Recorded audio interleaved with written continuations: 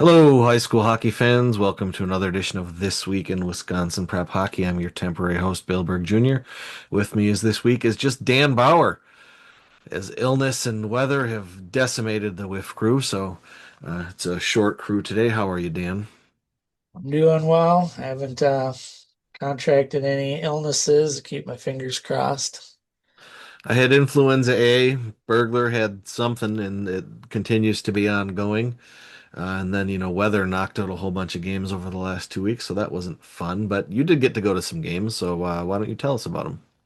All right, yeah, I've been managed to get out and around a little bit last week. I made the trip down to Janesville on Thursday, and that was my first look at the brand new Woodman's Sports and Convention Center. Just absolutely beautiful building, great facility. I see a lot of hopefully sectional finals being held there in the future as has a nice seating capacity. Very, very well done.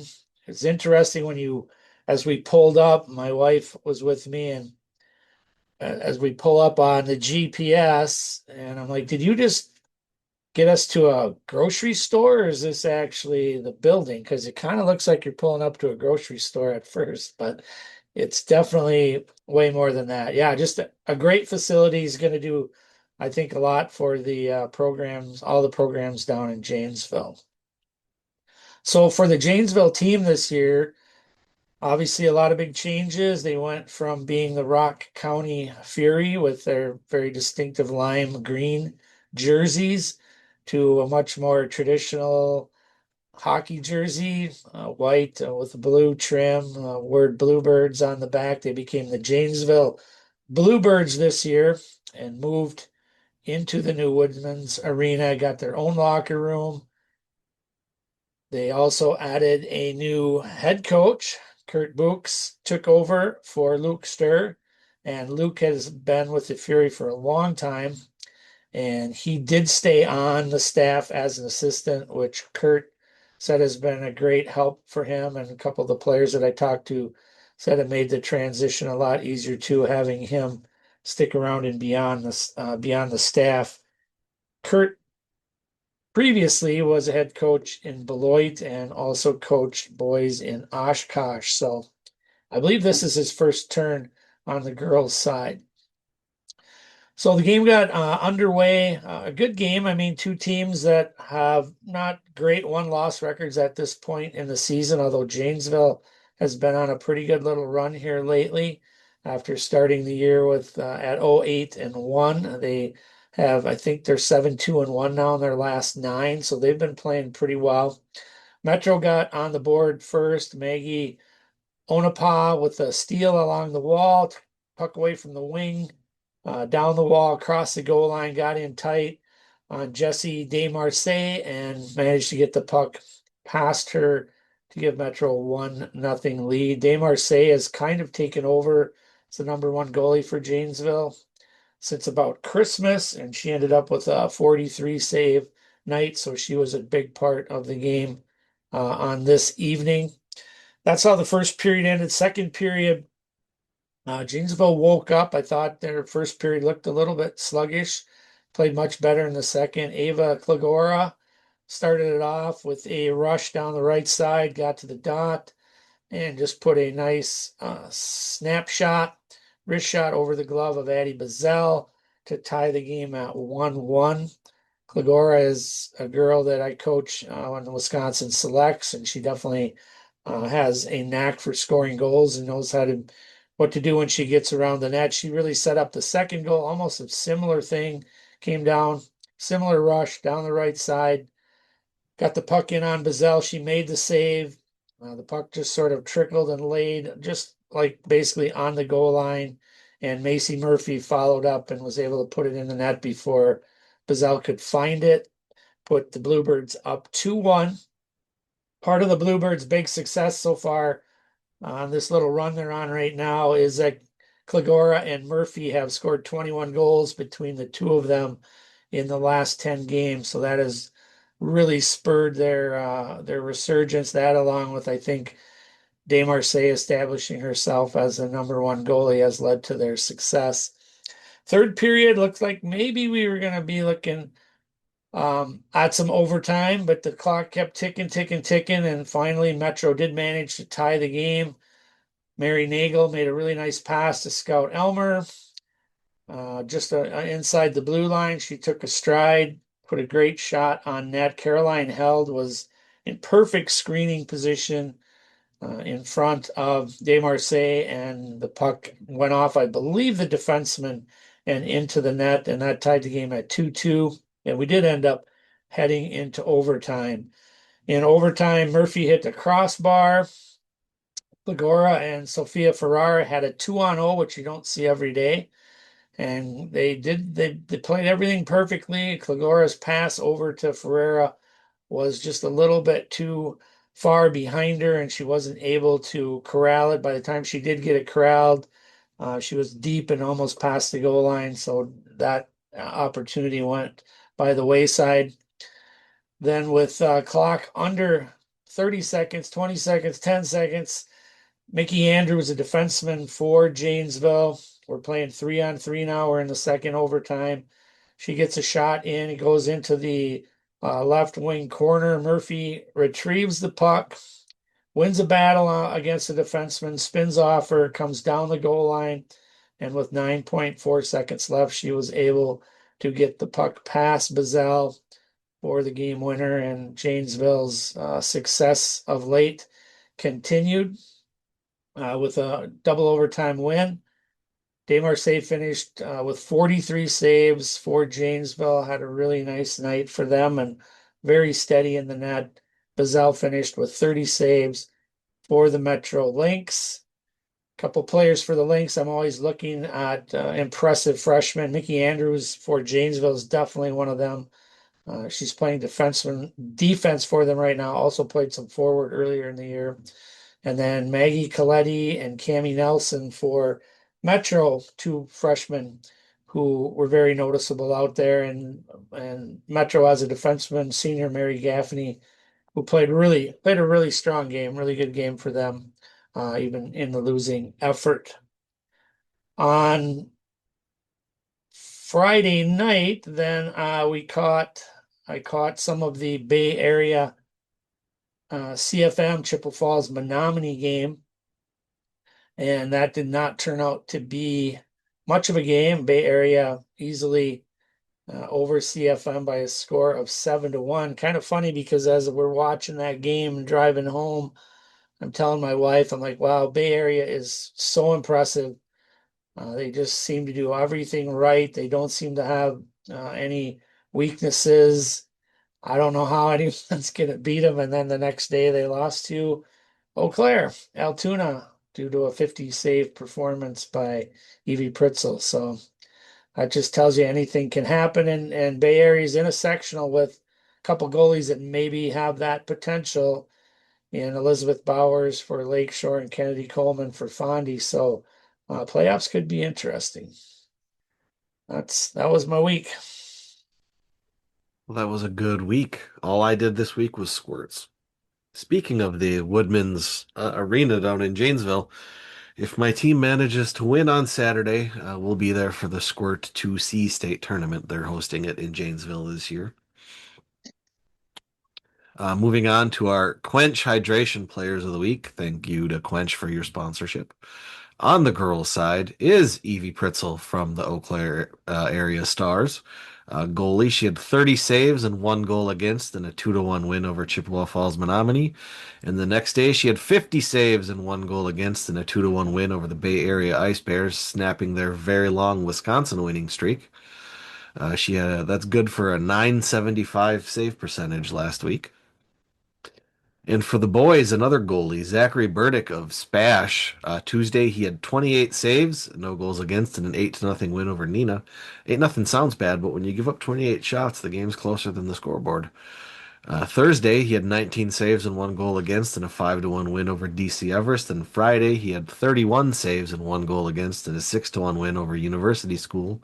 So that's two wins over ranked teams and a good win over DC Everest for Burdick. Good for a 974 save percentage for the week. Just one 1,000th of a point behind Pritzel's 975. Good week for goalies. Yeah, it's that time of the year where they obviously, I mean, they can throughout the year, but big games right now for goalies can really change things, especially as we head into playoffs. So yeah, that's they are the X factor always and can turn a game if they are on, as we say.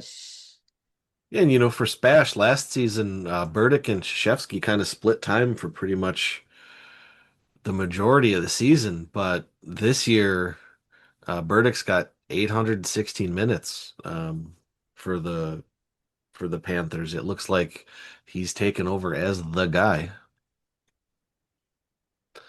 Moving on to our top sixes, once again presented by Quench Hydration.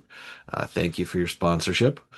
This for Division One on the boys. It's the same six teams in the same order as they were last time: Hudson, Spash, Wausau West, Madison Edgewood University School, and Nina.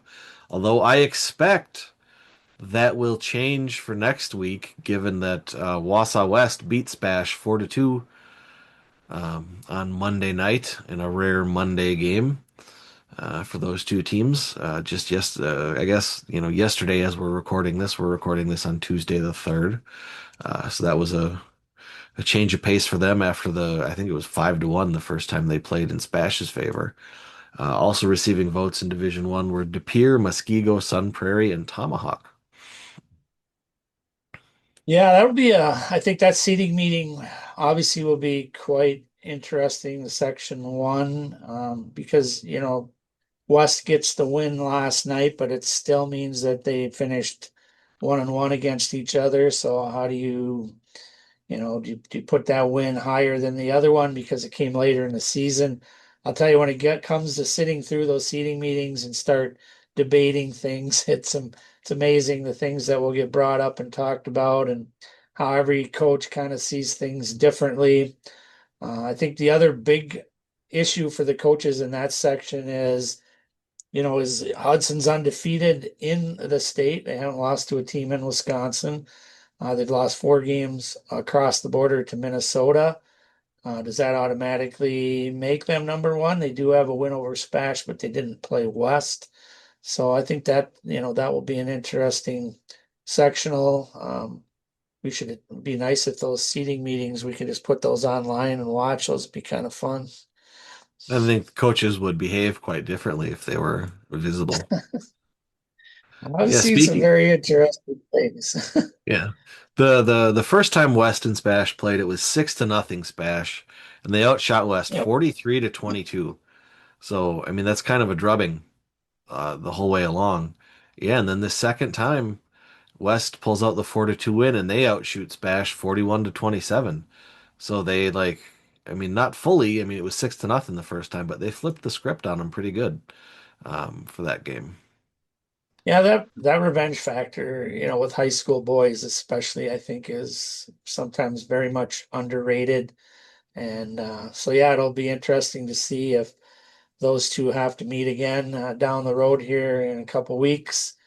Who gets the advantage then as Spash now the one that has the revenge factor. So that should be a really interesting sectional. I mean, Superior in there obviously can ever count them out, I don't think. And Tomahawk, I don't know. I mean, again, I wouldn't count them out. I think that that's a team that, in the right situation can pull off a big upset too.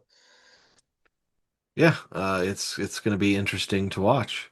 Moving on to Division Two, lots of changes this week in Division Two. McFarland jumps up 2 spots to number one. Wanakee is still number two. Northland Pines drops 2 spots to number three. Somerset is up one to number four. St. Mary Springs is down one to number five, and River Falls is still number six.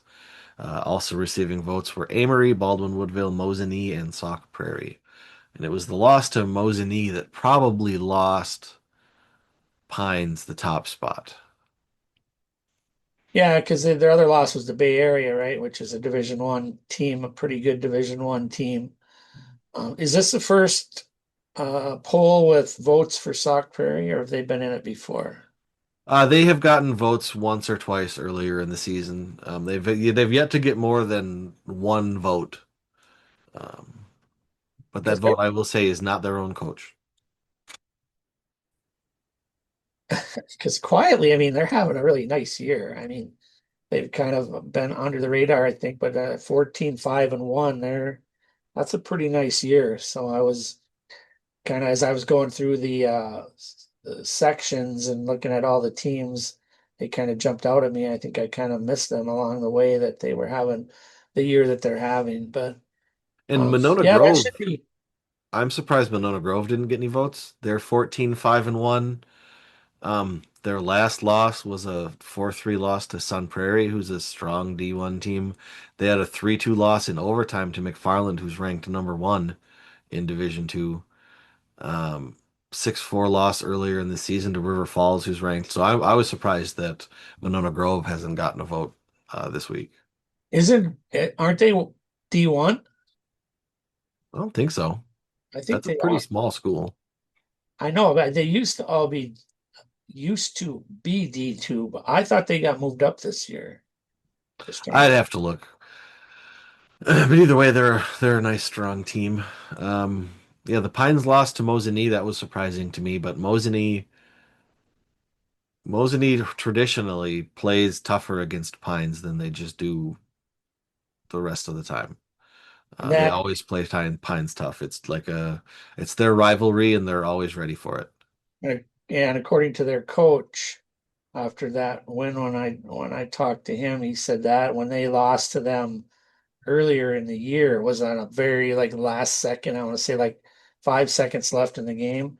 They gave up the game-winning goal, and he said like they just circled that date, and his kids had been talking about nothing but the rematch with Pines. And again, high school boys can be, you wouldn't think they can be emotional, like in some instances, but when it comes to sports, they can be pretty emotional and get pretty fired up. And I think that probably had a lot to do with that game also. Well, I mean, there were some games between the two Pines games for Mosinee where they probably should have focused up a little more. Yeah, you can get lost in worrying about one game too. So yeah, that's all the joy of coaching high school Yeah, I kids. say, I saw Mosinee and DC Everest play at the Marathon Cup, and it was not a particularly good showing for the Indians that night. It happens. Yeah, moving on to the girls. Some moving around for the girls this week. Bay Area is still number one, and they are still unanimous, despite their loss, where they put 51 shots on goal. St. Croix Valley Fusion move up one spot to number two. Eau Claire area moves up two spots to number three. The Lakeshore Lightning are still number four. Western Wisconsin drops three spots to number five, and Black River Falls is still number six. Also receiving votes on the girls were Superior and the Warbirds Co-op. Yeah, I was pretty confident that that one loss was not gonna be enough to bump Bay Area from that top spot. And I definitely don't think it should have. I mean, they've just done too much to this point. And when you look at the circumstances of that game, that's we call it goalie win in coaching circles, I guess, is she just played, a perfect, near perfect game. And that's going to be the formula that I think the only formula to beat them, honestly, is you need to get up on them, even if it's 1-0 lead, just get a lead on them and your goalie's going to have to play lights out. I don't know that there's any other way for them to get beat moving forward. So they just do too many things really well. But that's the playoffs is different. And when I watched a live barn of their game against ECA, and I watched the end of it, like the third period when they're down 2-1 going into the period. And you could see they played a little bit different in that period. You could see that there was some frustration starting to set in for them a little bit, and that's just natural when you play a goalie that's doing that to you. It's almost impossible not to be frustrated by that. But I think that's the formula. But yeah, they're just an unbelievable juggernaut at this point, and we'll see what the playoffs bring. I'm a little surprised that the Storm is not getting any votes and getting back even into just receiving votes. They've been playing pretty well. They won four of their last five. They just beat Hayward. Um, I think I wouldn't count them out in that sectional. I mean, Superior lost their goalie, their starter from early in the year, and they've been having trouble. They're 3-6 since she went out. Hayward just has trouble scoring. And if they could score two or three goals a game, they would probably not have lost a game yet. But they're having trouble putting the puck in the net. So I was a little surprised not to see them creeping back into that. They have a big game tonight. They play Black River Falls at home. So that will be a big game for both teams. I think the Storm's big bugaboo right now is that they don't score very many goals. Um, they're still a really solid defensive team if you look all the way down their schedule. I mean, they're giving up one, two goals a game, but their losses are all pretty much to ranked teams. 2-1 loss to Lakeshore early in the season, 2-0 loss to Black River Falls, both ranked teams. 4-3 loss to Superior, who's got votes. 2-1 loss to the ECA Stars. So, I mean, that's sort of the ECA Stars' whole game plan is to win 2-1. So, the Storm's big problem is that they just don't have consistent goal scoring because they are a very strong, solid defensive team. Yeah, if Yurkovsky doesn't get on the score sheet, I feel like they have a hard time beating people. She has to score. I haven't actually gone back and looked to see what their record is. Games she scores and doesn't score, but I'll bet it's pretty significant. She's their dangerous goal scorer, and in the girls' game, you as an opposing coach, you learn to identify.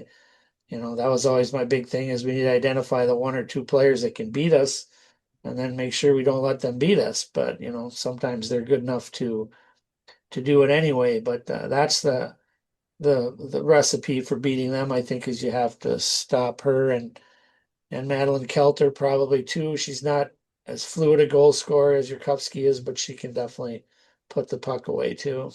I mean, the Storm have given up the second fewest goals of all the girls' teams this season. Only Bay Area has given up fewer goals than the Storm has. I think that was identical last year, probably. There's those two were 1 and 2, I think, last year also. And the Storm goalies are sophomores, so they're not going anywhere. Yeah, I mean, Storm, their goalies are second in the state in goals against average. They're tied for first in the state in save percentage. Um, Second to Bay Area, tied with Bay Area on both those accounts. So yeah, the Storm's big problem is that yeah, other than Jaden Yurkovsky, they can't really find the net. Yeah, and we'll see how if that stays true come playoff time because I think everyone dials up their defensive efforts probably a little bit more in the playoffs, and we'll see where that goes. I think another team that I don't think they probably deserve any votes yet, but that I would definitely keep an eye on is Hudson. I think they're really starting to play much better. They had two big wins last week. They beat Western Wisconsin and beat Hayward, and they're I think they're a team to watch. I mean, their coach does a great job every year, and I feel like every year they kind of make this late push. So we'll see if that stays true, which is exactly what Section 2 doesn't need because they're already loaded with a whole bunch of teams. That is going to be a very, very competitive sectional And Hudson is, of course, always the sentimental favorite because they're all by themselves. because they're all by themselves, no co-op partners. I mean, there are some co-op teams that are all one youth association. Viroqua is all one youth association. Medford's all one youth association. Superior is all one youth association. But Hudson is one youth association and one school. So they're always a sentimental favorite around the state for a lot of people. I've heard A lot of people who, they follow Wisconsin prep hockey on the boys' side because they've got a son playing hockey or a nephew or whatever. And then when they look over to the girls' side, they're like, well, I'm going to cheer for Hudson because they're by themselves. Yeah, I mean, the co-op issue is, I mean, it's ramping up again. I'm hearing more and more talk from a lot fans and coaches about what needs to be done, should be done, can be done. Um, with the new guy, with Jake Beshta, the new guy at the WIA, I don't know if there's going to be a push, if there's going to be something that can get done, but I think I mean, I've thought this for a lot of years, like it needs to be addressed um, in a serious and hopefully productive way, but you're dealing with I mean, the Storm is probably the perfect example. I mean, that they've been a co-op from day one, and I believe the same four schools from day one. And it's, 20 years later, and you just feel like, if even into year two, three, or four of your co-op, and they're not the only one that's been around that long, you say, hey, we have to build our youth program up so that we can split. I mean, you've had two cycles of kids who are from 5-year-old to freshman, where you could have rebuilt your youth program to have two teams. So, and I think I finally got a hold of that volleyball metric and what they're trying to do with their co-op situation. And that's kind of one of the things that's a big part of that is like, hey, you have this window and you need to figure it out in this window of time. And if you don't figure it out in this window of time, we're not going to renew your co-op. So hasn't been approved to my knowledge, but there is like finally some discussions, and it'll be interesting to see at the coaches meeting at the end of the year how big a deal it is or how much talk there is about it. Because we've talked about it prior on the podcast here. I mean, we have some teams that have just very 40 deep plus rosters. players. Yeah. I mean, So Hudson by themselves has 34 players on their roster. By themselves. Hudson High School is 1,800 students, I think. It is not the size of Spash. It's not the size of Middleton. I mean, I don't, like, I know that when the WIA added lacrosse a couple years ago, um, there was a lot of talk of, because it's, a new sport, there's going to be a lot of co-ops and stuff. And I know they specifically pointed at girls hockey as what not to do. Like, yeah, we well, don't, we don't want this again. That's what they said. it hasn't worked for sure. Like the co-ops have just grown into mega co-ops, and that's part of the reason why there seems to be a lot of chatter right now, because I won't bring up any specific teams, but um about big co-ops that are going to add more schools next year, and then there's surrounding teams that are scraping, with 16, 18 kids. And so yeah, that's the part that I think is really wrong, is if you already have enough kids, you already have enough players, and there's a school that has two or three kids that want to play, like they should not be going to a team that's already flush with players. And you look at the Milwaukee area for sure, there's just, there are 10, 11 team co-ops. There's just so many. They have to find a way to fix it, in my opinion. Yeah, I mean, like, using my daughter as an example, she's 9, and I've told her that she's probably going to have to play for the Storm if she continues playing hockey eventually, and she says she doesn't want to. She wants to play for DC Everest because in every other sport that she can play when she's in elementary school, when she gets to high school, she will play for DC Everest. But in hockey, she can't, and it just boggles her mind that that's not a thing. Um, she wants to play for Everest. She wants to wear green. And I mean, to me, that's admirable. Like that's the way.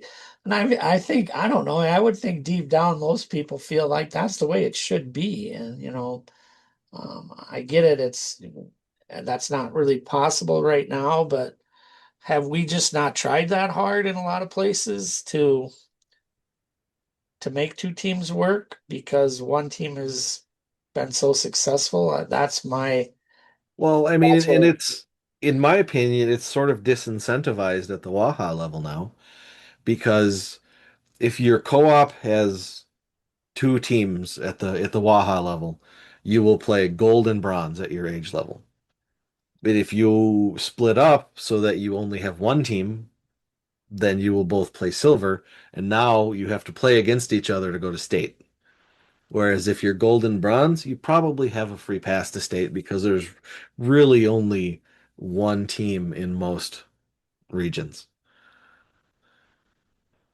Yeah, and that gets back to this is such a deep problem, but that gets back to kind of the crux of it all is what are youth sports, amateur sports, Right.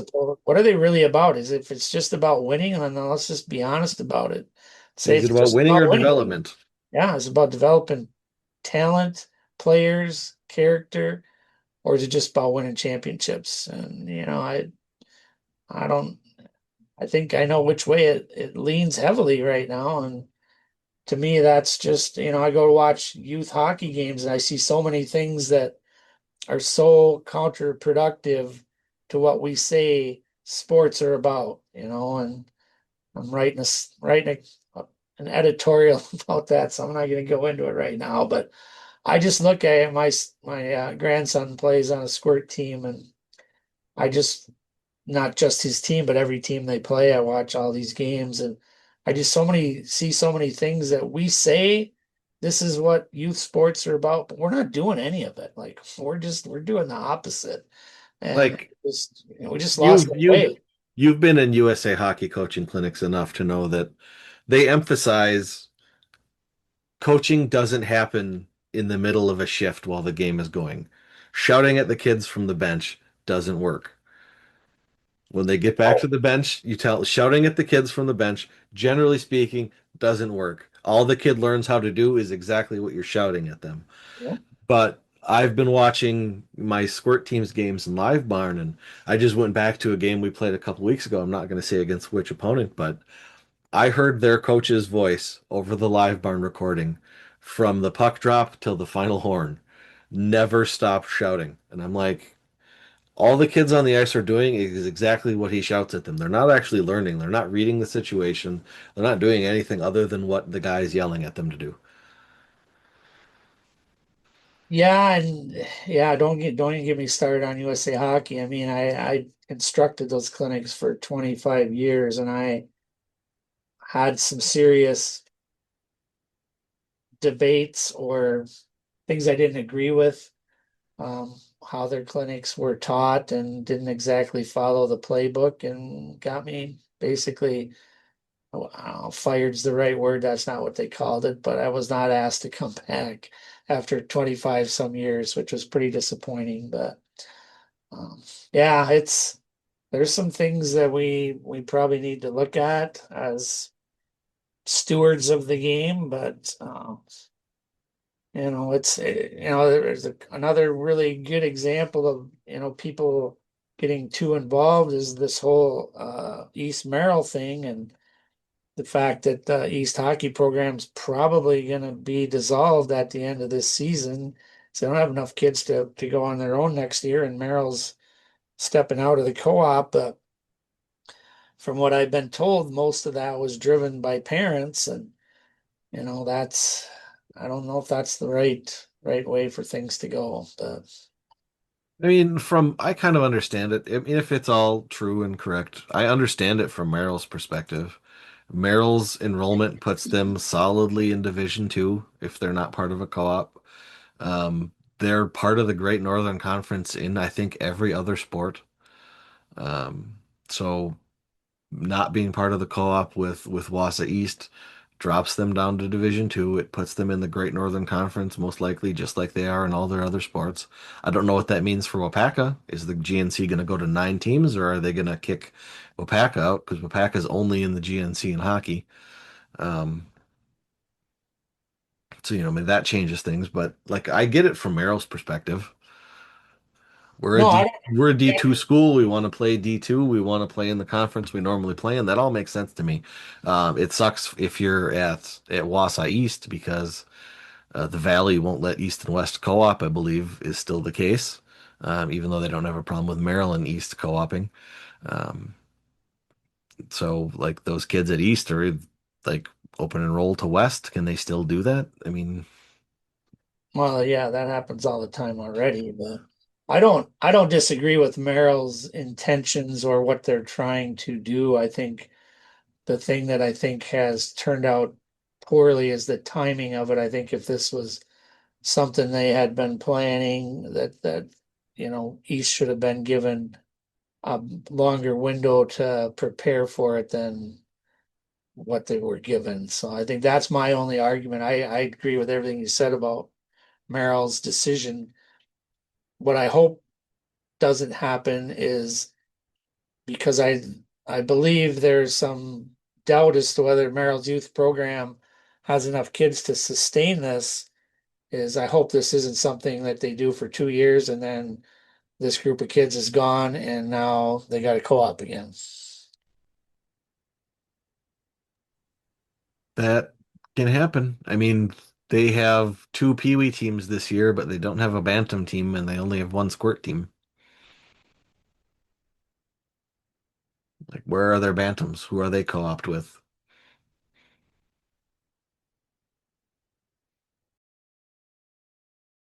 You're on mute.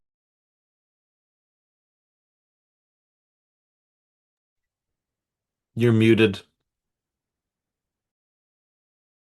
Sorry, I had a cough there. I didn't want to get that on. That's something that has happened too many that I think happened with the girls programs when the first girls kind of got going, is a lot of teams were put together because they had this, group of, juniors, seniors, whatever, the same year.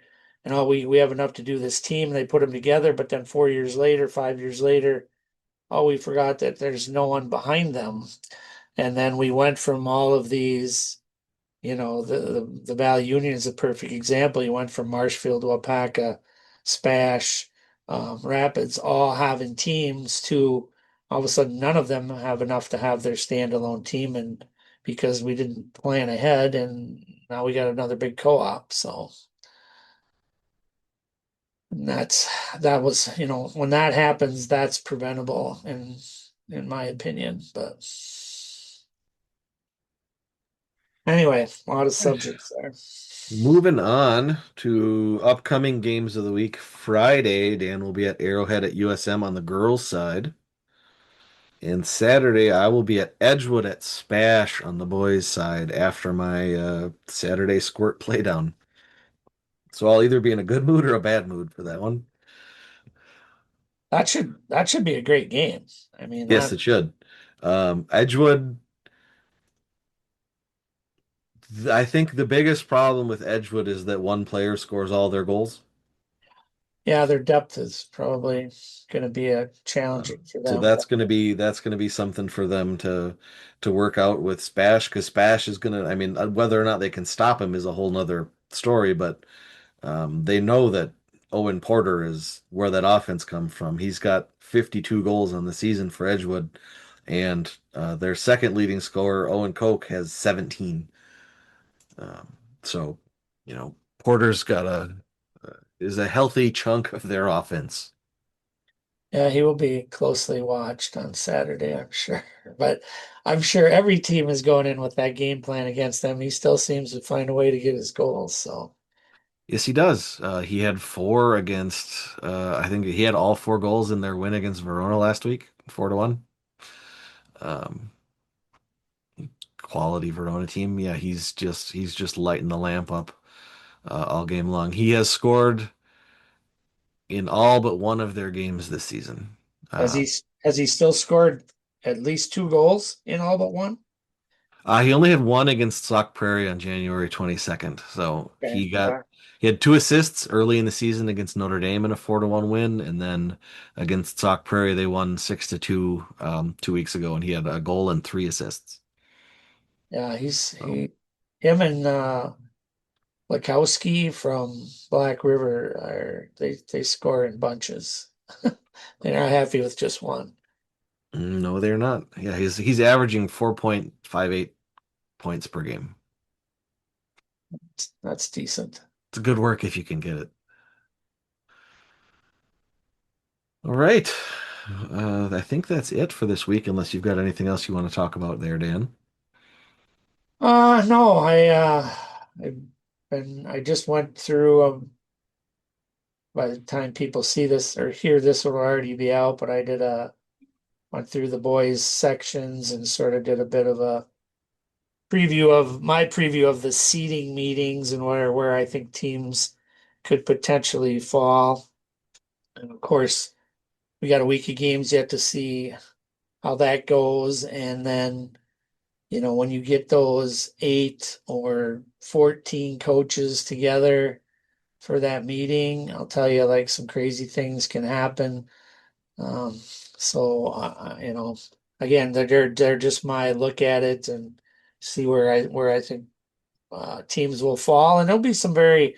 I think the one seed, honestly, in a lot of the sections is pretty set, or I think it is. But when you start getting 2, 3, 4, there's going to be a lot of discussion for a lot of those, I think.